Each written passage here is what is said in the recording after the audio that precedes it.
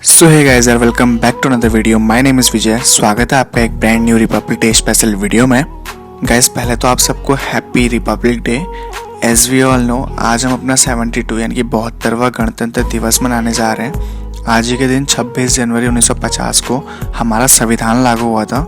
इस वीडियो में हम जानेंगे कैसे हमारे देश के फ्रीडम फाइटर्स ने पहले तो हमारे देश को आज़ाद कराया और फिर एक संविधान का निर्माण करके भारत को एक लोकतांत्रिक और गणतंत्र देश बनाया। देखो, भारत विश्व की सबसे पुरानी सभ्यताओं में से एक है जिसमें बहुरंगी विविधता और समृद्ध सांस्कृतिक विरासत है। इसके साथ ही यह अपने आप को बदलते समय के साथ ढालती भी आई है।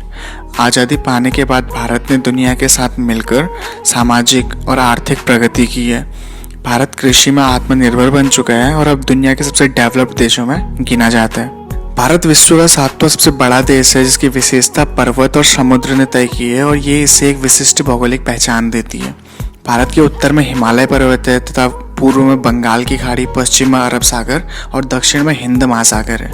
हम भारतीय काफ़ी सौभाग्यशाली हैं कि हमें भारत की इस पवित्र धरती पर जन्म लेने का मौका मिला है। भारत एक सर्वधर्म समभाव वाला देश है जहाँ सभी धर्म के लोग रहते हैं। भारत विश्व के लिए एकता का प्रतीक है। भारत ने ही विश्व को योग सिखाया, आत्मज्ञान दिया। भारत की ही इस भूमि पर श्री राम जैसे महान राजा हुए और श्री कृष्ण ने गीता का उपदेश दिया।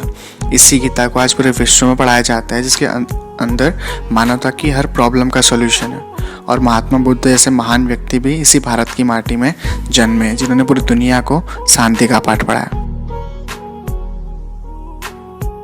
एक ऐसा देश जो अंग्रेजों का गुलाम था, उससे लेकर एक धर्मनिरपेक्ष और लोकतांत्रिक राष्ट्र के रूप में भारत का निर्माण एक ऐतिहासिक घटना रही। ये कहानी स्टार्ट हुई हमारे गणतंत्र होने से 2 दशक पहले, जहां 1930 में इसे एक सपने के रूप में संकल्पित किया गया। गणतंत्र राष्ट्र के बीज 31 दिसंबर 1929 की मध्य रात्रि में भारतीय राष्ट्रीय कांग्रेस के लाहौर सत्र में बोए गए थे। यह सत्र हमारे प्रथम प्रधानमंत्री पंडित जवाहरलाल नेहरू की अध्यक्षता में आयोजित किया गया था। उस बैठक में उपस्थित लोगों ने 26 जनवरी को स्वतंत्रता दिवस के रूप में अंकित करने की शपथ ली थी ताकि ब्रिटिश राज में से पूर्ण स्वतंत्रता के सपने को साकार किया जा सके। लाहौर सत्र में ही नागरिक अवज्ञा आंदोलन का मार्ग प्रशस्त किया गया और यह निर्णय लिया गया कि 26 जनवरी 1930 को पूर्ण स्वराज दिवस के रूप में मनाया जाएगा। सभी क्रांतिकारियों ने इस दिन को गर्व और सम्मान से मनाने की एकता दिखाई। भारत के 15 अगस्त 1947 को स्वतंत्र होने के बाद जब संविधान बना लिया गया, हमारा संविधान 26 नवंबर 1949 को भारतीय संविधान सभा ने अपनाया। पर 26 जनवरी 1930 यानी कि पूर्ण स्वराज दिवस को हमेशा याद रखने के लिए भारतीय संविधान को 26 जनवरी 1950 के दिन पूरे देश में लागू किया गया। भारत के संविधान को बनने में 2 वर्ष 11 माह 18 दिन लगे, पर भारत के संविधान की नींव भारतीय संविधान सभा की पहली बैठक 9 दिसंबर सन 1946 को रखी गई।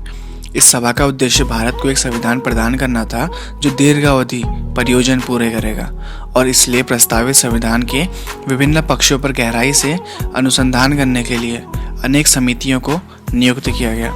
सिफारिशों पर चर्चा हुई, वाद विवाद किए गए और भारतीय संविधान को अंतिम रूप देने से पहले उसमें काफ़ी संशोधन भी किए गए। इस संविधान से भारत के नागरिकों को अपनी सरकार चुनने और स्वयं अपना शासन चलाने का अधिकार मिला।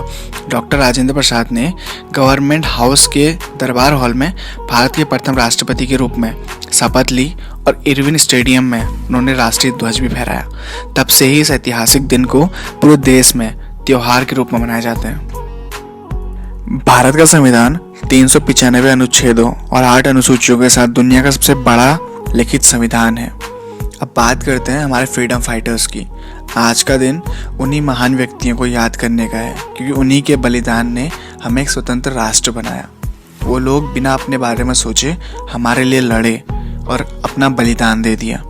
आज हमारे देश में धर्म के नाम पे दंगे होते हैं, लोग एक दूसरे पे बहुत जलते हैं, पर वो एक ऐसे समय था जब सभी धर्म के लोग एक साथ उठ के सामने आए और एक साथ आवाज़ उठाई, लड़े और देश को अंग्रेजों से आज़ादी दिलाई। मानवता धर्म से ऊपर है। कभी भी धर्म के लिए मानवता को मत भूलो, क्यों धर्म के नाम पे झगड़ा करते हो? क्यों एक दूसरे का खून बहाते हो? क्यों ये भूल जाते हो कि धर्म ने इंसानों को नहीं बनाया, बल्कि हम इंसानों ने धर्म को बनाया।